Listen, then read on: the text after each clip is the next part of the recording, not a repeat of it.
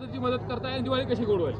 नाही, आपल्या महाराष्ट्र राज्याचे लोकप्रिय उपमुख्यमंत्री एकनाथजी शिंदे साहेब, महाराष्ट्र राज्याचे परिवहन मंत्री प्रताप सरनाईक साहेब यांच्या वतीने व आमचे युवा सेनेचे मार्गदर्शक श्रीकांत दादा शिंदे खासदार साहेब व आमचे युवा सेनेचे कार्याध्यक्ष पूर्वेश सरनाईक साहेब यांच्या वतीने इमामपूर गावी ज्यावेळेस मी एकनाथ शिंदे साहेब आणि प्रताप सरनाईक साहेब यांच्याशी बोललो की माझ्या गावामध्ये साहेब पूरग्रस्ती झालेली आहे, माझं गाव ऊसतोड कामगारांचं गाव आहे, तर माझ्या गावाला पण मदतीची आवश्यकता आहे.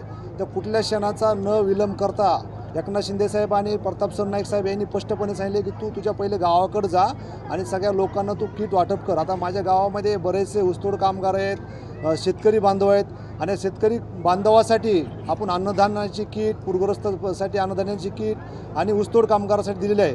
त्याच्यासोबतच लाडक्या बहिणीसाठी आपले एकनाथ शिंदे साहेब व सरनाईक साहेब यांनी साडे पण लाडक्या बहिणीला पाठवले आहे. लाडक्या भावांसाठी टावेल, टोपी आणि गमजा पण दिलेला आहे. आणि लहान बच्चे कंपनीसाठी एकनाथ शिंदे साहेब आणि सरनाईक साहेब यांचे बाचे म्हणून किंवा मामा म्हणून त्यांनी त्या बाच्यांसाठी फटाके पण पाठवून दिलेले आहेत.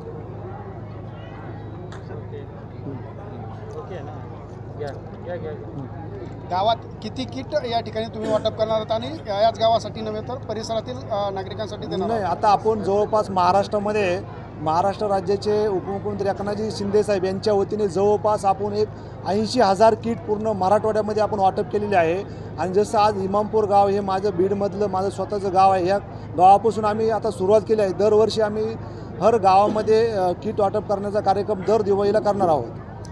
एकीकडे तुम्ही पूरग्रस्तांच्या मदतीला आलायत, सध्या म्हणजे त्यांच्या उदरनिर्वाहाचं जे साधन आहे ते काही दिवस मागे, मात्र अनेकांची शेती गेलेली आहे, शिक्षणाचा प्रश्न गंभीर झाला आहे. अशा लोकांच्या पाल्यांसाठी शिक्षणासाठी काही मदत करताय किंवा काही मुलींना किंवा मुलांना असे दत्तक वगैरे घेत आहे? नाही, एकनाथ शिंदे साहेबांनी काही मुलांसाठी, जसं की आम्ही ज्यावेळेस धाराशिव जिल्ह्यामध्ये साडीवसांगी या गावामध्ये आम्ही गेले असताना तिथं अचानकच साहेबाला काही मुली आडवे आले की साहेब म्हणले आम्हाला सायकल नाहीत.